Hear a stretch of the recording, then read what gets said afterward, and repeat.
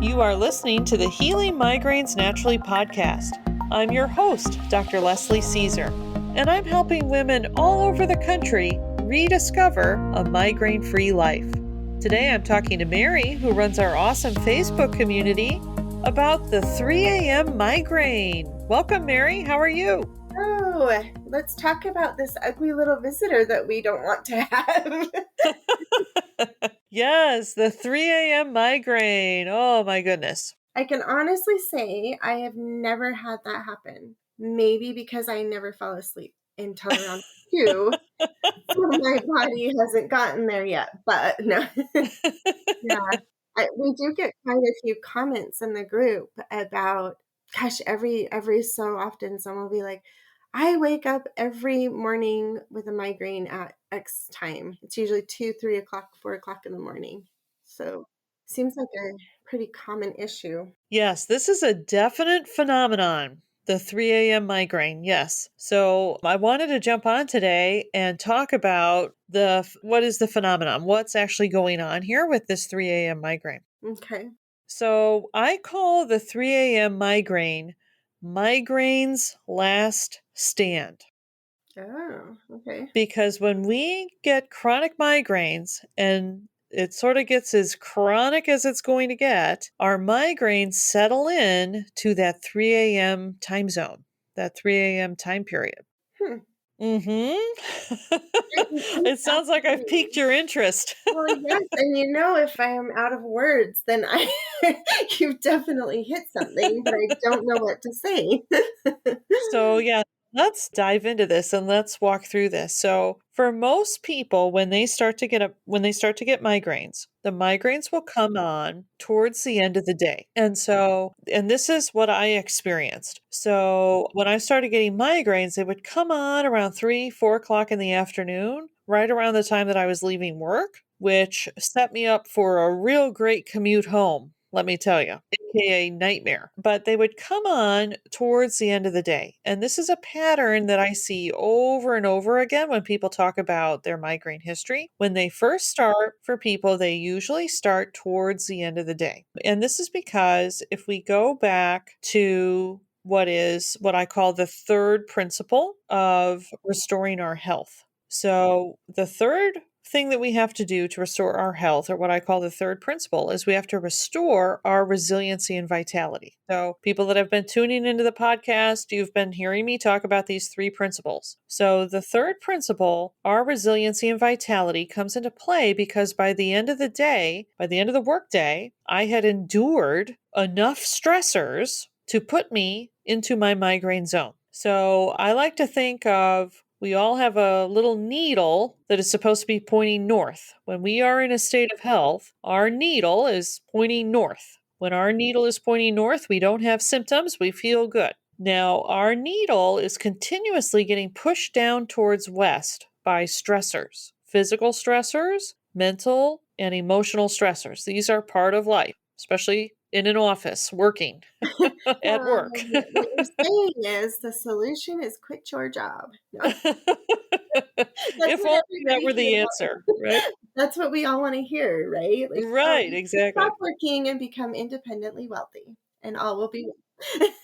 So these stressors are continuously pushing our needle down towards west. It's our own resiliency and vitality that has to counter those stressors. So when my needle points northwest, when your needle points northwest, it goes into your migraine zone, right? If you think of a little dial and the needle going into a dial with a red zone that says migraine. So as these stressors push the needle down, if we don't have enough vitality to counter those stressors, then that needle is going to fall into our migraine zone and we're going to get a migraine. And so when people first start getting migraines, right, it's the continual stressors throughout the day, the physical stressors, mental and emotional stressors that we experience. By the end of the day, if we don't have enough vitality to counter all that, we go into our migraine zone and then poof, we get that migraine. And we can call stressors also triggers, correct? Yes, usually those things are called triggers. So, well, I guess I would clarify that a little bit. So there are a lot of the things that are called triggers are stressors, but they may not be sort of the typical day-to-day stressors. So even getting up in the morning, getting ready for work, going to work, enduring, the various stressors that we have with our coworkers or customers, etc., management, those can be mental and emotional stressors. We have physical stressors at work. I mean, driving to work is a physical stressor. Walking around and being on your feet all day at work, that's going to be a physical stressor. So, these, what we might call just sort of the day to day stressors of life that are inevitable and unavoidable, those are pushing our needle down. But we may not necessarily think of those as triggers, so to Triggered. speak. Yeah. I was thinking of how so many people say, "My neighbor wears too much perfume," or "I can't work in the lighting at my office." Those are also stressors slash triggers, I guess. Yes. Yeah. So those would be stressors, right, that are more commonly called triggers. So if you have like a teacher, and so in the schools, usually they have that fluorescent lighting, and it's that those photons of light hitting our retina, those are a physical stressor on the body. And so we have to have enough resiliency and vitality to counter those photons of light hitting the retina because they are a physical stressor. But we will call that a trigger too, right? Like, oh, those fluorescent lights, that's a trigger for me. If I'm in those fluorescent lights for too long, that's a trigger, right? Or the computer screen, right? So if somebody has a job where they're staring at a computer screen all day, well, we still have those photons of light. It's a little bit different character of photons hitting the retina. That's still a stressor, pushing the needle down. But yeah, we might call that a trigger. Oh, by the end of the day, if I have too much computer screen time, it's a migraine trigger for me. What it is actually is the physical stressor of that light hitting the retina and us not having the resiliency and vitality to counter that, along with everything else that was pushing our needle down throughout the day. So we may not use the words interchangeably, stressors and triggers, but the result is the same of pushing your needle down. And if your body isn't resilient and vitality, is that a word? Yes. It has, it is now. If it doesn't have enough vitality, then you're going to be pushed into that migraine zone. So I don't tend to use the word trigger because the word trigger, it conjures up this notion that the stimulus, like the barometric pressure change, right? That stimulus, that trigger, right? Or the sunlight, the triggering, the perfume, right? The triggering event is something that's out of our control. And then we are at the mercy of a trigger. That's kind of the sense of what a migraine trigger is, something that we are at the mercy of, this outside interloper, outside factor that we are at the mercy of, right? So I will certainly use the word trigger because this is kind of the language that we speak within the migraine world, but I think it is much more accurate. These are actually stressors on our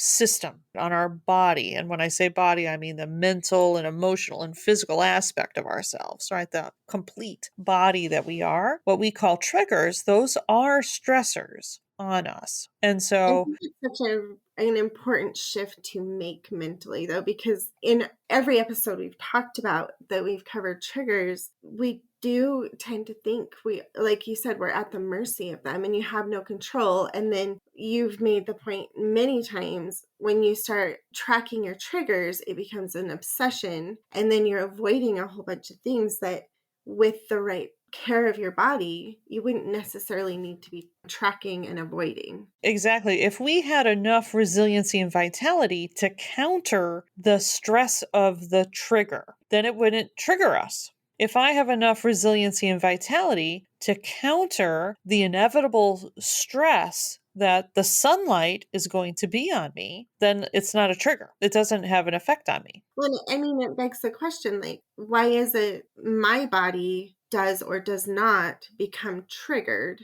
when millions of people don't get that quote unquote trigger? Like, it's other people can deal with fluorescent lighting and perfumes without an issue whatsoever, right? Well, so it depends on what we define as an issue. So You caught me. no, this is a really, really great point, right? Because again, migraine sufferers, it's like, how come this happens to me? How come I'm the only one that can't stand the lighting in here? So everyone is under, when we walk into a room that has fluorescent lighting, everyone is under the same physical stress of those photons hitting their retinas. The difference is we are prone to migraines. So if you think of that little dial, our needle is pointing north. That is in the green zone, in the health zone. And then on that left-hand side of the dial, we have all of the symptoms that we are prone to. Most of that is related to genetic predisposition, things like that. We don't have control over what we are predisposed to experience, what we are prone to, what we have a tendency towards as far as symptoms. But along that left side of the dial, as the needle starts to move across that dial, we are going to go into different zones of symptoms. And so, for those of us that are prone to migraines, if we don't have the vitality to counter that stress of those photons of light, then we're going to go in our migraine zone. If somebody is not prone to migraines, their needle and they don't have vitality to counter those photons of light, their needle is still going to go down, but the symptoms that they are going to experience is going to be determined by what's on their dial. And if migraines is not on the dial, they're not going to get a migraine. But just because people don't get migraines doesn't mean they feel well. Most people do not feel that well. Trust me, in my time as a naturopathic doctor, I've talked to thousands and thousands of people, not just migraine sufferers, and most people don't feel that well in this day and age. Which is super sad and also very interesting. Like, I wonder, just, I'm sure this is not something you can actually measure, but I wonder what percentage of people actually wake up in the morning going, oh my gosh, I feel amazing every day. It's not too high, unfortunately. But let's say somebody is prone to irritability and they spend the whole day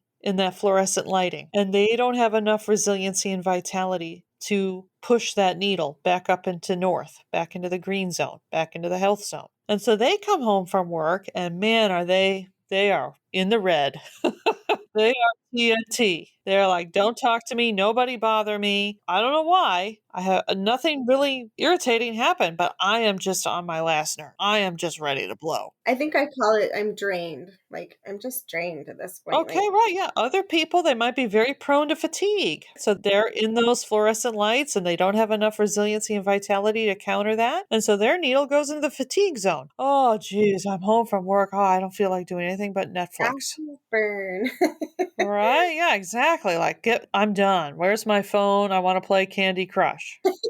So for us that are prone to migraines, right? To us it looks like, oh, well, they're just in a bad mood and they're lazy sitting on the couch on their phone. We're, with the we're vomiting, we're, putting the ice hat on, we've got the hot and cold sweats. And to us, it looks like the other two people don't have any symptoms. They have symptoms. They may not be as debilitating as what we're experiencing, but that's the breaks. But to us, we look at other people and go, well, how come I'm the only one that has symptoms with these fluorescent lights? Just because people don't have migraines doesn't mean they don't have symptoms. That's so interesting. I never would have put, irritability and fatigue in the same type of category as migraine triggers, or you know what I mean? Like, Well, this is the thing, right? People think being fatigued is normal. well, isn't it? They This don't is think a that's a hill. symptom, I'm like, this is a hill I am gonna die on. I think fatigue is normal. right? Otherwise, my entire self-concept just went out the window. No, just kidding. Exactly, right? And, people don't think irritability is a symptom. They just think it's, a character flaw.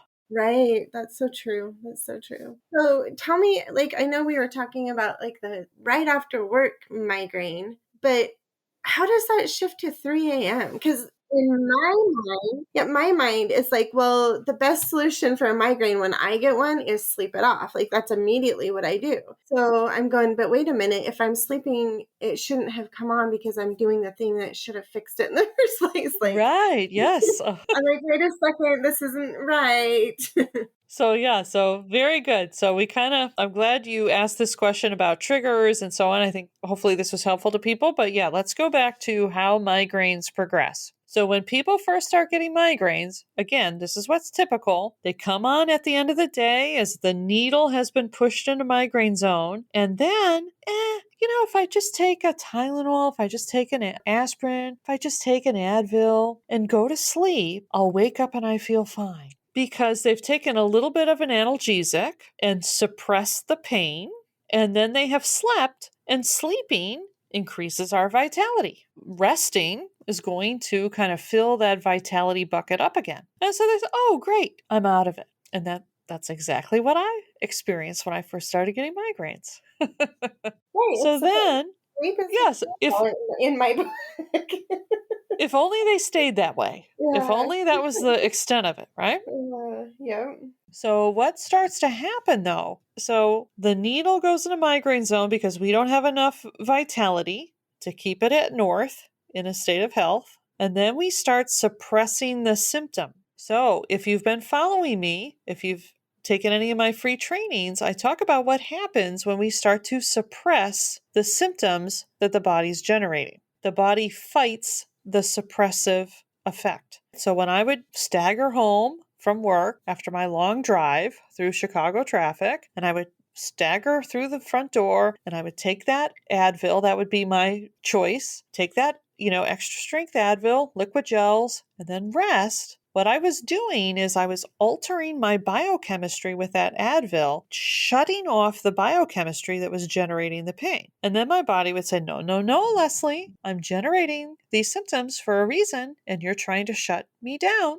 And then my body started working harder to generate the symptoms it was trying to generate. And I did nothing because I had no idea about these concepts. I did nothing to improve my resiliency and vitality. So over time, what started to happen? Well, as I had less and less vitality, the stressors would push my needle into migraine zone earlier and earlier in the day. And as my body started generating more and more severe symptoms, trying to compensate for the suppression that the Advil was doing. So then the symptoms get worse. My migraine started getting more and more severe. So now what used to be 4 o'clock on the drive home, and stagger home, take an Advil, go to sleep, wake up the next morning totally fine. Now they're coming on at 2 o'clock, 1 o'clock, lunchtime. Now I got to take the Advil at work. Now I got to take 2 Advil because now I got my long drive home. Now I go to sleep and I'm waking up the next morning. I still don't feel that well. I just don't understand why the body doesn't just say, thank you, I love Advil, and move on. Like, come on, body, that's just kind of rude. Well, we don't have an Advil deficiency. True, that's a good way to put it. Yeah. The body would love the Advil if we had an Advil deficiency. Then it would say thank you. So then you can see where this is going. And so as the resiliency and vitality continues to diminish, as the body starts fighting the suppressive effect of the medication, now we start pulling down the other two principles. Well, and frankly, the other two principles were already in jeopardy when the migraine started anyway. But let's take a look at Advil. NSAIDs, okay? Advil is in the category of medication called NSAIDs, non-steroidal anti-inflammatory drugs. These are what we think of as pain relievers. So NSAIDs are well known to have an adverse effect on our digestive function. This is well documented. Many people, after taking Advil long-term, Excedrin, aspirin, they'll develop ulcers, heartburn, IBS. This is well documented. The prescription NSAIDs, naproxen, things like this, those are just as detrimental, if not more so, because they're stronger than the over-the-counter stuff. You have things like Fioricet that have a mix of narcotics and NSAIDs. So then we're taking suppressive medication that is harming our digestive tract. Now we're going to start to have a problem within that first principle. The first principle to restoring our health is getting the nutrients to every cell in the body. Again, if you've been following the podcast for a while, you'll be familiar with these principles. So if we cannot digest our food properly because our digestive tract has been compromised by medications, then we are going to start to develop a blocker in this first principle, and we're not going to be able to get the nutrients into the body. So can I ask a silly question really quick on that NSAIDs thing?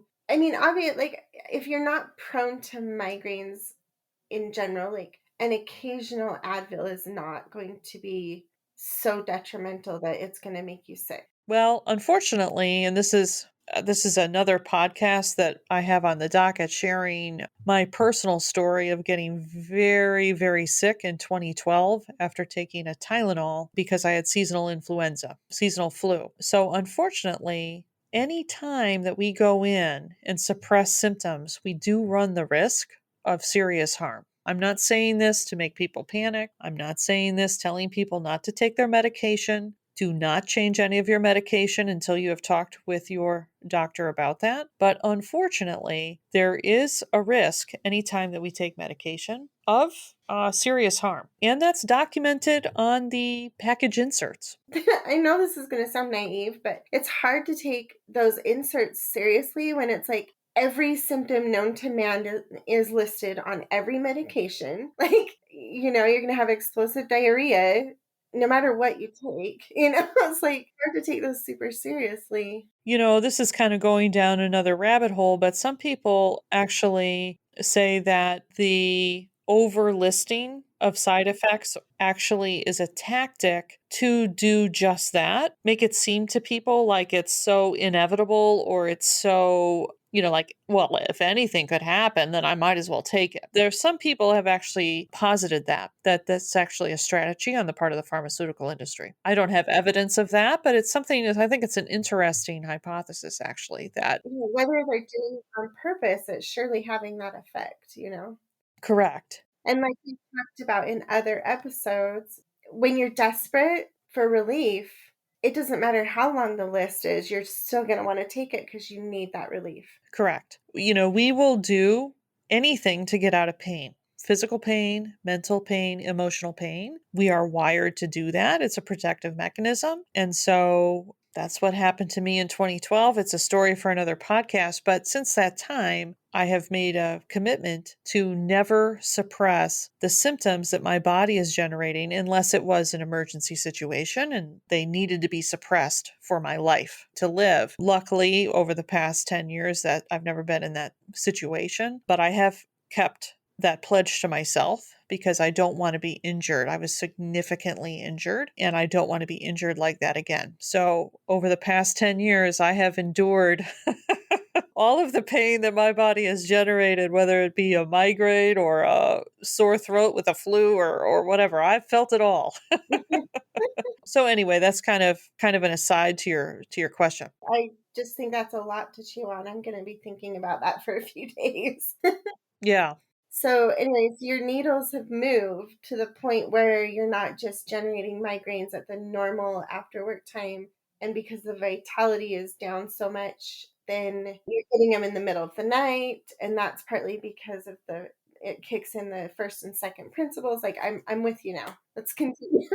So we had that detrimental effect on our digestion and developing a blocker in the first principle. And then the medication has to be detoxified and removed from the body. And again, this is documented may not be on the specific package insert. For pharmaceuticals, many times it will be, but definitely in the pharmacology textbooks, in the research papers, they have to document how the liver and the kidneys metabolize the drug and get it out of our body. So now with the continued medication usage, now we're adding more toxic material to the body that has to be cleared. So now we're developing a buildup of toxins in the body. So now we're dragging the second principle down. And so now we've got all three principles engaged and kind of spiraling downwards. And so we are going to become more and more susceptible to getting into our migraine zone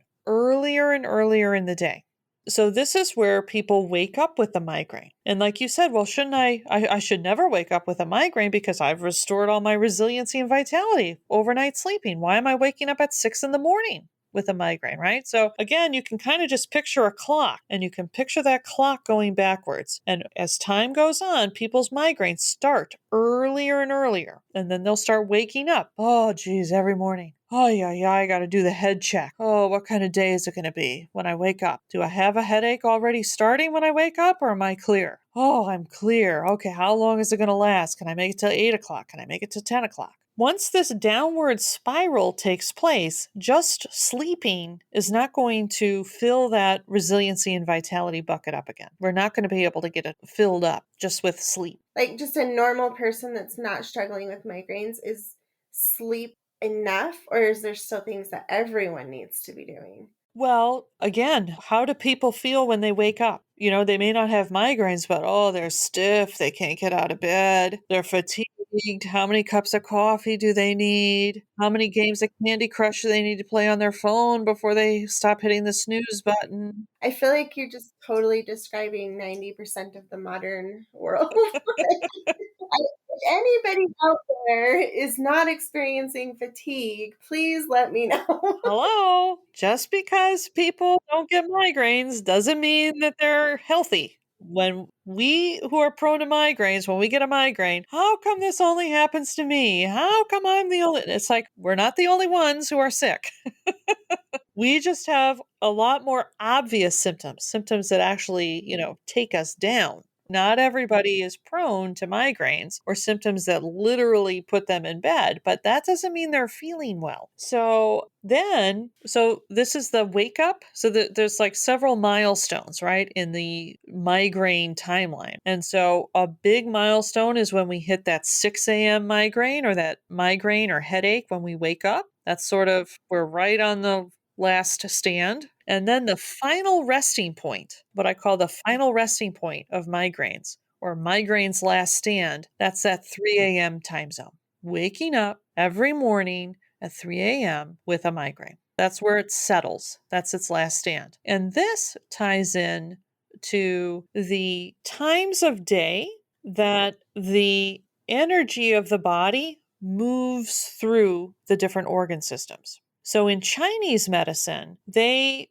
have I think, a very insightful body clock, so to speak. And so they identified the times of the day that the energy of the body, they call it qi in Chinese medicine, but the energetic aspect of the body sort of has a tendency to be more prominent in different organ systems. And so the liver, which is the main organ of detoxification, is the energetic time of the liver is 1 to 3 in the morning. And then the lungs follow the liver. The lungs are also an organ of detoxification. Now, we know this through modern biochemistry. It was quite a thing to discover that the lungs have the same detoxification pathways that the liver has. That was quite a find. Okay, now, the Chinese identified the liver and the lungs are sort of sister organs. They didn't have the biochemical understanding, but by observing the different patterns that the body generates, they were able to identify that the liver and the lungs are sister organs. And so the energy of the body moves through the lungs between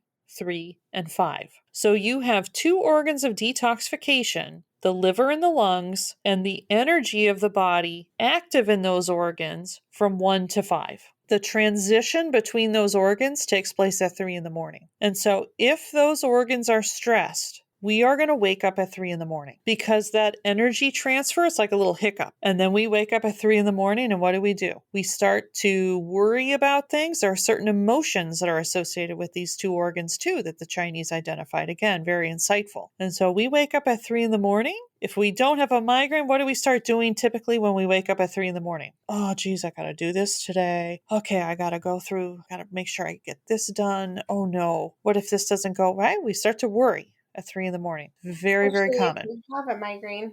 You're like, "How am I going to get this, that, and the other done with a migraine?" Yeah. So, the significance of this 3 a.m. time that the migraine settles in is because by the time we have gotten to this point with our migraines, the blockers within all of these principles have gotten so big, so heavy. And then, particularly, the amount of medication that people have taken over this time period that all of this has progressed has put such a strain on our organs of detoxification that that energy transfer at 3 a.m. sets the migraine off and wakes us up.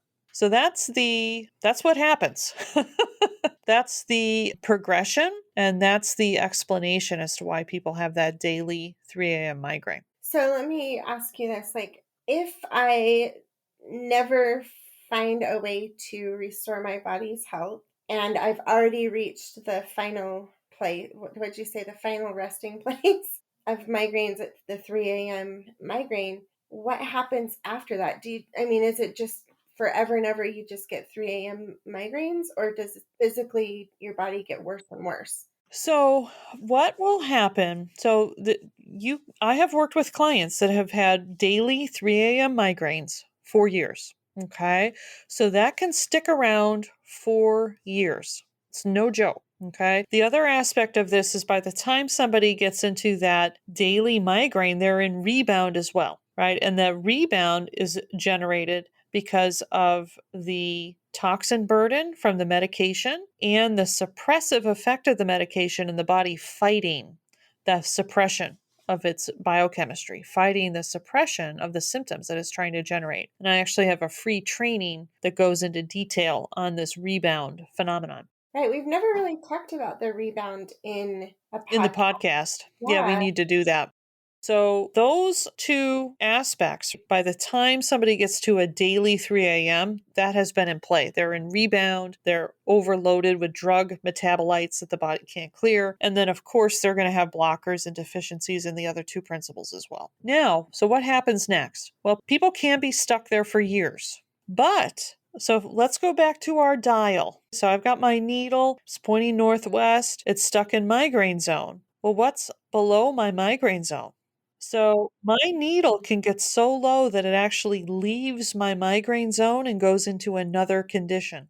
Maybe it's an autoimmune disease. Maybe it's Crohn's disease. Maybe it's cancer. Maybe it's dementia. But something is going to be below my migraine zone. There's going to be, there's worse chronic conditions than migraines. Right. I was wondering, like, what happens if the needle hits south? Like, Well, we yeah, don't I mean, we don't south want you're to know dead. what's south. But we can have some other horrible chronic condition below migraine. And so what can happen is that needle continue, right? Instead of northwest in migraine zone, now it's west and now it's in rheumatoid arthritis zone. And so then what people will experience is their migraines will go away, but now they have rheumatoid arthritis. How did this happen? Say, oh my goodness. Well, thank goodness I don't have migraines. Now I got rheumatoid arthritis. That's horrible. But the migraines are gone. That does not sound like an improvement, really, though. It's like, Well, right, because now we have actual physical damage taking place with that rheumatoid arthritis. So we have to be careful, right? Because when we have migraines, our top concern is like, I don't want to have migraines anymore. And so when the migraines go away, a lot of times people assume, oh, I'm in a better state of health. Well, are you? If you now have another health condition, the migraines didn't go away because your needle is pointing north. Your migraines went away because now you're sicker than the migraines. Your needle is below your migraine zone. I don't even know if I want to think about that. That sounds pretty scary. Like, It is. It is. This is what I went through in 2012. I was injured so dramatically that I did not get migraines during that time period. As I healed, I got migraines again. I had to go through another period of time with migraines as part of the healing process because as my needle got further up to north, then I went back into my migraine zone. I had to get through that again. So just because the migraine, this is a very important point that I want to drive home. Just because the migraines went away doesn't mean we're in a state of health. We could be sicker. So this is why you want to, what are the signs of health, right? When we go into the doctor, we are told we're healthy if nothing comes back on blood work, if nothing comes back on imaging. When we go into the doctor, our state of health is not at all related to how we feel. And so people don't realize that they could be in a worse state of health, but not have migraines anymore because we don't even have this conception that how we feel is related to our health. That's hard to believe too, that, I mean, just gathering from what people say in the group, I think most people would trade migraines for rheumatoid arthritis because they could still function better, which is a really sad thought, you know? But, sometimes people will comment in the group, oh, my migraines went away with such and such. And it's like, well, here's the question. Did they go away because the needle was going towards north, or did they go away because the needle was going further towards west? This is a very important question. Or they overloaded their body with suppressing medication. Exactly. I know, probably above anything and every other question that we get in the group, it's a constant, have you tried X? Fill in the blank. Like, it doesn't even matter what you put there, but As far as, yeah, yeah, it's this drugs, medication, devices.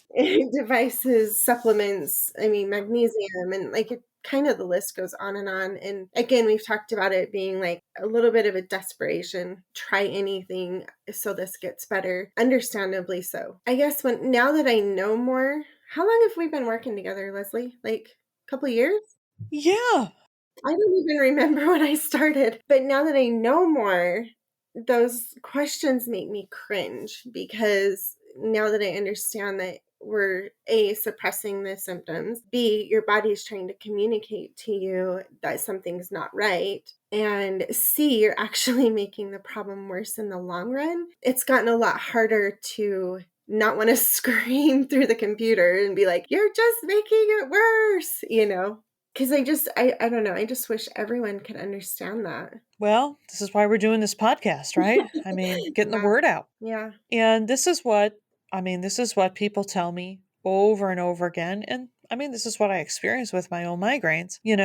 As soon as people start taking the medication, this is when the health really starts to decline. And, when people reach out to me and schedule a free consult call, I have them complete a health questionnaire. And I can't tell you, I've talked to close to 1,000 women now over the past 5 years. And it's this, it's the same story. Well, the Advil used to work and the Excedrin used to work and the Imitrex used to work, but now it doesn't work anymore. I have to take twice as much. It takes 2 hours instead of 15 minutes. As we suppress the symptoms, we can see within our own experience of our symptoms that the body starts generating more and more symptoms, more and more migraines, more and more severe migraines. Yeah, that comment has gotten more common in the group lately too, that I used to take that and it used to work, but now it doesn't anymore. Well, here's the thing, we're recording this April of 2022.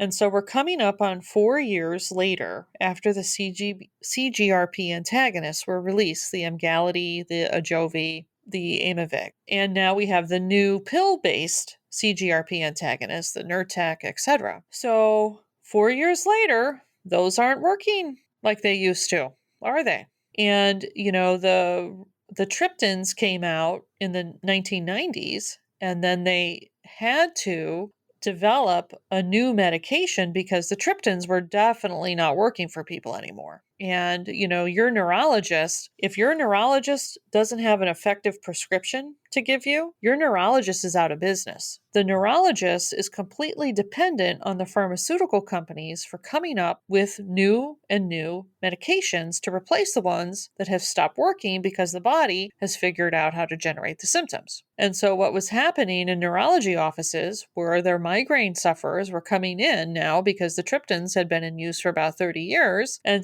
complaining, these aren't working anymore. What have you got for me? And they were overloading people on these preventative meds, the Topamax and nortriptyline. I mean, just people were on ungodly amounts of these preventative medications, and it was really getting untenable. But what can your neurologist do for you if the medications stop working? They are completely at the mercy of the so-called advances from the pharmaceutical industry for their very livelihood. And so it had reached a desperation point. They needed a new class of migraine drugs because the triptans were just not cutting it anymore, and you just can't keep doping people up on Topamax and Depakote and Seroquel and antidepressants and gabapentin and nortriptyline. I mean, people were so doped up, I mean, they literally couldn't think straight. And so they had to save the neurology offices and come up with a whole new class of drugs. And these have stopped working. At least the triptans had a good run. These CGRP antagonists, I mean, these will stop working for people in 6 months. I see this frequently. They don't have a long shelf life for sure. So then they came out with a pill form. So they got to keep these neurology offices alive.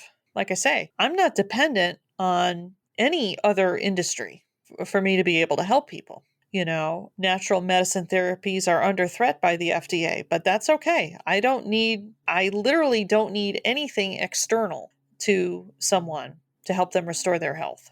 If the FDA outlaws all natural therapies and supplements, I'm still good. I still know how to help people restore their health.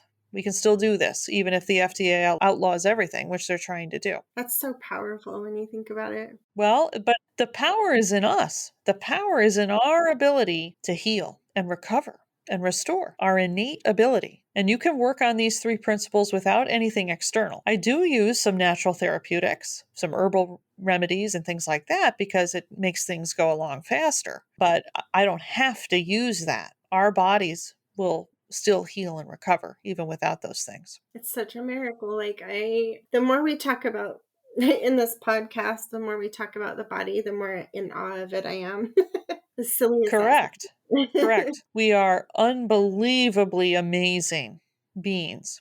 And we think we have all the answers because we can take an Advil. Well, very good, Mary. I hope this answered some questions for everybody. It was fun to talk about all this. Yeah, I'm excited for the next episode. And hopefully, if anyone has questions, they'll jump into the group and let us know. Yeah, absolutely. Well, thanks for listening. And before you go, be sure to like this episode and subscribe to this podcast. Do you know someone in your life who would benefit from what we talked about today? If so, please share on your social media. And if you want to stay connected, join my free Facebook group with over 11,000 women who are rediscovering a migraine-free life. Go to Healing Migraines Naturally with Leslie Caesar, ND, on Facebook or healingmigrainesnaturally.com, and we'll redirect you to the group. Well, very good, Mary. Thanks again. Great talking to you today. See you soon. Bye-bye.